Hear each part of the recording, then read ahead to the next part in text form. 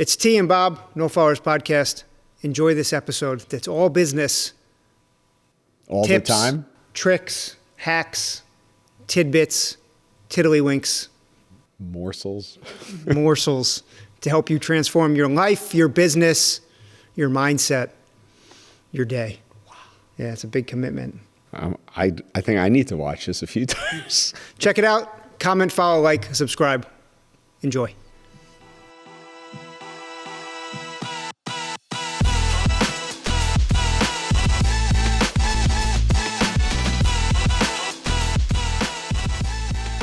You got your hand up. Nobody. Okay, I didn't know if it was a raise your hand situation. So I would say... I didn't say anything yet. You just cut me off again. Well, you called on me. That's why I raised the hand. I didn't call on you. I set you up. You took the bait. I'm going to raise my hand just to shut you up. I'm not going to call on you. I know, dummy. So I'm just going to define one thing. A startup is not a business. A startup is an idea looking for a business. The thing that I have is do a process map. From your inputs to your outputs, map your process, because that'll be the rubric and the framework that you use for when and how resources are allocated properly. If your whole business plan is to raise money, get a new plan. 100%. People have fallen in love with the raise as being a successful business. And no offense to people raising money, a lot of the companies I see raise a lot of money aren't here a year later because they don't have a business model, they don't have clients, and they have no sustainable revenue. So we'd rather try to get that revenue first, even if it's a little amount. I know it's not sexy, right? Once again, are we going for sexy or we're going for longevity? Are we trying to create a real business, a real product? So, I mean, I think that mindset has to go away first. And if you can't find one client, and something InFocus Brands is really focused on, first check, first client. Yeah. We're not sitting, and we have a VC arm, right? We're not saying we have to go raise money first. We're saying first check, first client is our goal as a startup. And I think if that became the norm, a lot of these very, on a certain level, waste of capital companies wouldn't be here. You have to think about, for the resources at your disposal, what is the best use of resources, including your time and the people around you? And taking stock of that and being open and honest with yourself will get you further than taking $1 from an investment group or from an investor ever will. So if you can't find that first client, you don't have a business yet anyway. So what are you raising money for? Because you can't validate projections. You can't validate allocation of resources. Everything's a guess then. And your job as the CEO or the founder is to put some validity and tangibility around what you're saying, even if you can't completely prove it in the marketplace yet. I make all of our clients get some kind of paid pilot, paid first client, something that creates the dynamic of a customer, because until you know what a paid customer is going to deal with whatever you're doing as a business, you have no idea what you're doing. Anytime you say it has to be, you're in trouble. Yeah. Or like the person that said that their product had to work a certain way because they already had the name. Yes. Well, I don't know what to tell you. It's easier to change the name than change physics. People don't see the steps. They think I have an idea, I make the product, and we go. And how many times we've talked here, and we talk all the time about this, is like people don't understand the difference between MVP and prototype and alpha product and then ready for manufacture. No product goes from idea and then it's out the door. It just can't be. It doesn't make any sense. Well, even like, I think a lot of people think you go design, engineering, make. And there are a lot of steps in between there. And even having worked with very qualified and very good engineers, they'll be the first ones to tell me, okay, this is what we think, go test it. And then you come back to the drawing board, because I'm going to guarantee you a bunch of stuff's going to fail. It's not going to work. You're going to have to figure it out as you go. And all that stuff that the engineers did in their finite element analysis and everything that's really good and helpful in due diligence, it's all based on assumptions. So if the assumptions are bad, or the load conditions or any of those things are bad, your analysis is bad. And so that will come to fruition when you test it. And that is like our whole ethos kind of thing, is test it and see. You think this, get your market validation, see if you're right. People always want to go, I want to sell to everybody. No, you need one traction point, and you can use whatever word you want, alpha market, beachhead, whatever. You need one customer type that's buying it so you can kind of create that flow of information. Right. They have a lot of ideas and they try to do them all at once and then it's a complete failure. Yeah. Like it takes hyper focus to get something started. Yeah. And that we have this argument all the time here and even in our own companies with our clients. Laser focus to start a launch or start a company or build a product or launch a product, hyper focus on one target market. Yeah. Because you don't have the resources to do multiple. Right. It doesn't mean that the future isn't multiple. Yeah. There's a common mistake everyone makes to go after SAMs and TAMs, and the biggest number is my market. Yeah. And we say go to the smallest market because you're going to get the best intel. You're going to know exactly who the demographic and the profile of that user is, and then you can add others later. If you don't get that exact point as a key target market, that bigger market's never going to show up anyway. Yeah. So. I mean, we live it with our product too. The bicycle, the patents, all this stuff. We pivoted to bicycles. That was something you helped us with wildly through doing customer discovery and seeing the need for it, making the pivot, doing all this stuff, validating. I mean, early, not market validation, but some early. It was resource validation. Yes, yeah, and going through and saying this may not be the thing we started out to do, but I think we create value in this market, and I think it's more approachable than the motorcycle market based on the resources we have available. I was going to say that the example I always like to use is Apple with the iPod and the iPhone, right? Because it is my opinion. And the opinion about it's not an original opinion, but I'm in the camp that the iPod saved Apple. There were some externalities and whatever, but the iPod was the turning point for me that I remember Apple really turned around. If Apple needed to wait to launch the iPhone before they made their hit product, I think they would have gone out of business. But there's a lot of features from the iPod that is reflected in the iPhone. That rolled into the iPhone, 100%. Absolutely. And that's part of the genius of how they did that. But if they said, our product is a cell phone that can store music, play video, do phone calls, do text message, surf the internet, do all these things, and we're not going to launch anything until we do that, they would have run out of money multiple times over. Instead, they launched their alpha product, the iPod, got people used to their interface, their idea, all this kind of stuff, the size it is in your hand, all that design usability stuff. And then when they rolled out the iPhone, people knew Apple, they liked Apple. They went from being a very specific niche product to being universally loved because of the iPod. And then they rolled out the iPhone and everyone rolled right along with it. But it's also a good point to kind of draw the difference between understanding your cost as an upfront manufacturer versus down the road, right? So your cost of your prototype is always going to be at least 2 to 3 times higher than your actual cost at scale or at your run. And that's something we see a lot here where people will extrapolate from their prototyping costs and they'll go, all right, well, my prototype was this much, so my price has to be that. If my cost is X, my price has to be Y. But your prototype is not really a fair assessment of what your cost is going to be because there's so much design so much design time, design hours built into your prototype process. Yeah, but we have to be careful with people that have an idea and haven't built it yet, that we're talking about engineered prototypes. Because in the first round of the incubator, people sent us cardboard, which is not more expensive. Right. But it was a proof of concept, right. But they called it a prototype. Yeah.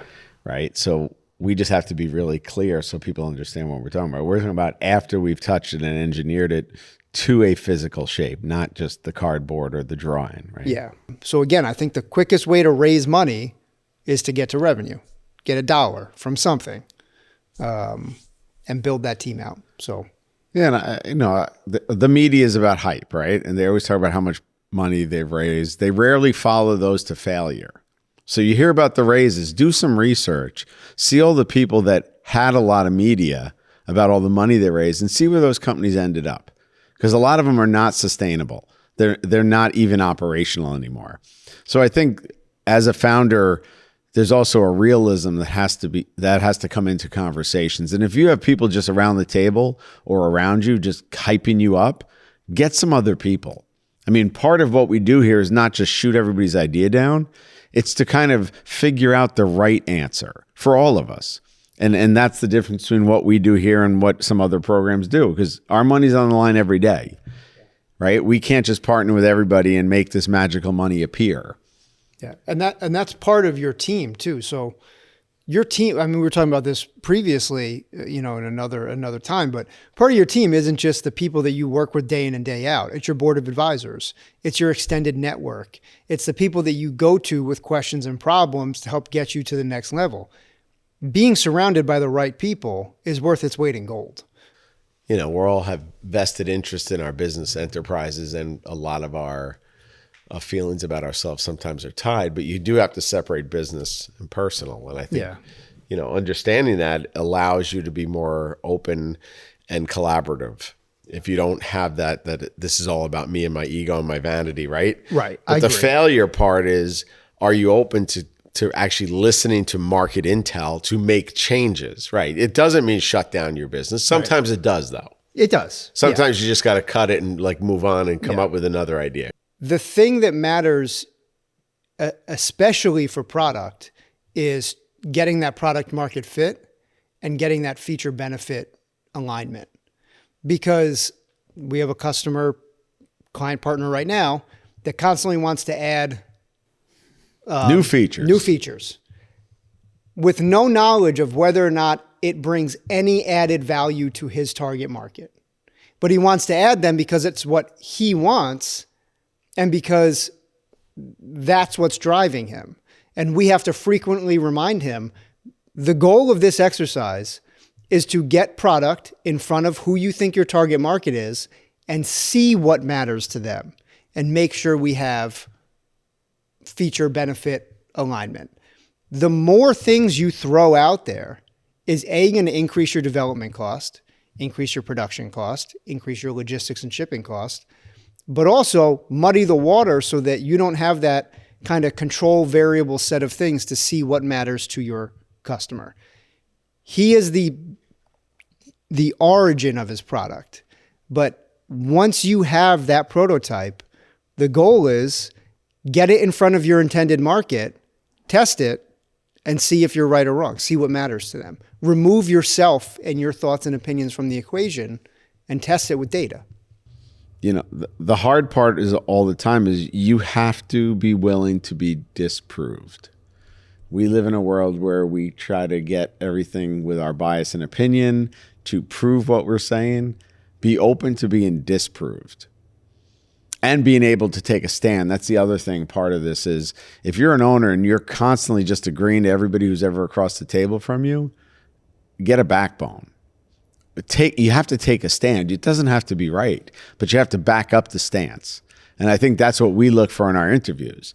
We know you're not going to be right. We're not always right, but you've taken a stand and we can figure out how you analyze information, because that's going to be a practice skill that you're going to have to learn in business. You get a lot of different opinions every day. Like, we sit here and make jokes about it at this point because it's been years of us doing this, but you have to understand how to take in intel that's diametrically opposed and make sense out of it for your business. And some of it you have to throw away. Like I said, I will always try to show up for somebody, and I will always try to, work through the night or do whatever.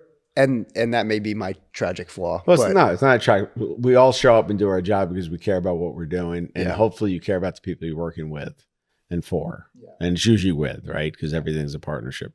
But you also have to look at it from the other side, is if you're running a small business, you can't burn bandwidth on people that aren't going to reciprocate. And we say this with fundraising. Like, I sit in a million fundraising. I was like, that's bad money. Yeah. That's never going to help you when the chips are down, right? So you also have to look at that as like, am I going to spend time, because I don't have economy of scale, that I can work with you and you and you? And this is one of the issues with consultants. Yeah. Small consultants can work with 6 to 12 clients a year. Yeah. Most of their time, they're trying to get a client. Yeah. So how do you work with a client and really focus on the client if you're always out hunting for a client? Trying to do your BD, Right. And that's always kind of the disconnect. Yeah. And that's why, some of them are really good people and we work with a lot, and some we stay away from because we're like, you're just using us as a stepping stone. You're not even paying attention to what we're doing. Yeah. Stop using the word I. No one cares about what you think. We only care about what you can prove. We hear so many people come in here and say, I think, I want, I know. If you can't give me real metrics, you don't know. And what you know doesn't matter because it's what the market will accept that matters. Just be honest. And I think people are afraid to be honest. I think people read too many books where you have to be everything to everybody. And you don't. To be successful, you don't have to be everything to everybody. No. People are excited. This is what my product does. Then we say, okay, we can do that. And then they go, also, these 5 other things. And we go, whoa, hang on. Let's focus, and you've heard me say I'm a believer in, I think you can do one thing extremely well. I think your product can do 2 things well. I think if you try to do 3 things at once, it'll do it on an average basis. I think once you move past that, you're going to do 5, 6, 7 things mediocrely. And if that matches your market fit, if you're an economy product and you're in low, whatever, if it matches your price point, maybe that works. But having that laser focus of, we're going to come in, this is the market need, this is how we meet it, this is our feature benefit. That's what we try to get to. Well, I think that ties into some of the stuff that we do at the incubator for people is people don't know how to time block. They don't know how to prioritize. They also don't know how to hold themselves accountable. Yeah, that's a big one. Right. And that's what we always do. And that's the thing that always comes back to both of us is like, you held me accountable. Yeah. Like we can't hold everybody's hand though. You have to learn that skill. Yeah. And if you're running a business, and I know a lot of people who are listening to this run their own business, they know they got to get stuff done or they don't get paid.